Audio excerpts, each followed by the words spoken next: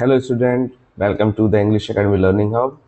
और आज हम लोग पढ़ने वाले हैं हॉर्नबिल टेक्स्ट बुक का पोयम 1 अ फोटोग्राफ स्टैंडर्ड 11। तो लेट्स स्टार्ट नाउ। तो फ्रेंड्स, क्या कभी आपने अपने पेरेंट्स के पुराने फ़ोटो को देखा है?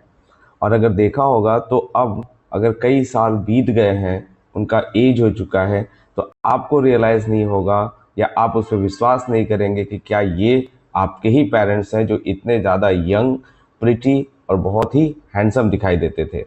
यही सेम कंडीशन हमारे इस पोयम और फोटोग्राफ में होता है, जहां हमारी पोएट शर्ली टॉल्सन को एक उनकी मदर का पुराना फोटो मिलता है जब वो 12 इयर्स की थी। और इसमें कहीं ना कहीं ये हमारी पोएट जो है वो सरप्राइज होती है कि हम उनकी जो मदर थी वो कैसे अपने लाइफ को एंजॉय करती थी और कैसे एक टीनेजर के एज में जो इंजॉयमेंट होता है वो अपने कजन्स के साथ एंजॉय करती थी। So let's start now the poem. I want to say you explain in a Hindi line by line. So now the first line is the cardboard shows me how it was. यहाँ पे जो cardboard है ये refer करता है about a photograph, एक photograph जो frame के अंदर लगा हुआ है, वो फ्रेम लकड़ी का बना हुआ है, तो इसीलिए इसको बोला जाता है कार्डबोर्ड। तो एक कार्डबोर्ड जो है वो मुझे दिखाता है how it was when the two girls cousin went paddling. Paddling means walking, चलना। तो यहाँ पे जो फोटोग्राफ है वो दिखा रहा है कि जो दो लड़कियां हैं या दो कजिन्स हैं वो कैसे वॉकिंग कर रही हैं, जो बीच के किनारे, each one holding one of my mother's hand, और उन दोनों में क्या कर रखा है, मेरी मदर के हैंड को पकड़ रखा है। मतलब उस फोटोग्राफ में तीन लोग हैं, एक पोएट की मदर और दो पोएट की मदर की कजन्स, और ये सब बीच पे घूमने गए हैं। वहाँ पे जो शोर के किनारे या बीच के किनारे जो पानी आता है, तो उस लेस वाटर में वो लोग कैसे वॉकिंग कर रहे हैं ये फोटोग्राफ में दिखाया गया है।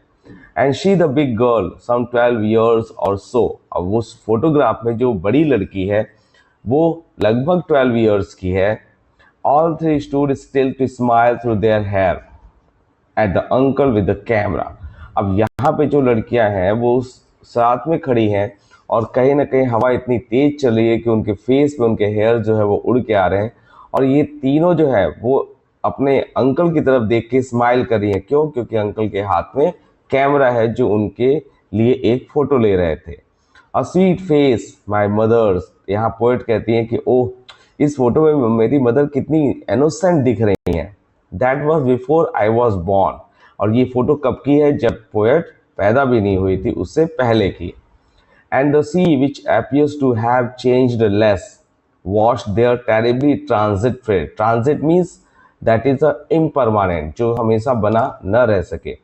तो यहाँ पे पोएट जो है वो ये एक्सप्लेन करना चाहती है इन लाइंस में कि जो सी है वो तो परमानेंट है, अपनी जगह पर है, बट जो ह्यूमन की लाइफ है वो हमेशा परमानेंट नहीं रहती। तो जैसे सी ने इनके फुटप्रिंट्स को इरेज कर दिया बाय द वाटर, उसी तरीके से कई सालों तक समय गुजरने के बाद सी तो अभी वही है, लेकिन जो पोएट की मदर है वो अब इस दुनिया में नहीं है। सम 20-30 ईयर्स लेटर, मतलब 20-30 ईयर्स के बाद की कहानी। She had लाव्ड at the snapshot. जब उनकी मदर उस फोटो को देखा करती थी तो वो हंसती थी। सी बेटी एंड डॉली, तो वो जो उनकी दो कजिन है उनका नाम बेटी और डॉली है। She had said and look how they dressed us for the beach. और वो कहती थी कि देखो इन लोगों ने कैसे कपड़े पहने हैं बीच पर जाने के लिए। The C holiday was her past, mine is her laughter. ये जो सी हॉलीडे था या सी पर जब वो घूमने गई थी हॉलीडे में, ये उनके लिए अब पास्ट हो चुका है, क्योंकि वो समय दोबारा इनके पास नहीं आ सकता। और यहाँ पे पोएट कहती है कि इसी को देख के मुझे बहुत ज़्यादा हंसी आती है। Both worry with the laboured ease of loss. Worry means here tension, anxiety, ठीक है। लेबर ईज ऑफ लॉस मतलब कि जो डिस्टेंस हो गया या जो डिस्कनेक्टिविटी हो गई है उसको लेके यहाँ पे रिग्रेट हो रहा है। तो यहाँ पे बोथ मतलब पोएट और पोएट की मदर दोनों रिग्रेट ये कर रही हैं कि पोएट के पास अब उनकी मदर नहीं है, और मदर जो अब नहीं है वो अपनी पोएट के साथ, ठीक है। तो दोनों का जो यहाँ पे रिलेशनशिप था वो अब ब्रेक हो चुका है। क्यों हुआ ऐसा, आगे देखते हैं। Now she has been dead nearly as many years as that girl lived.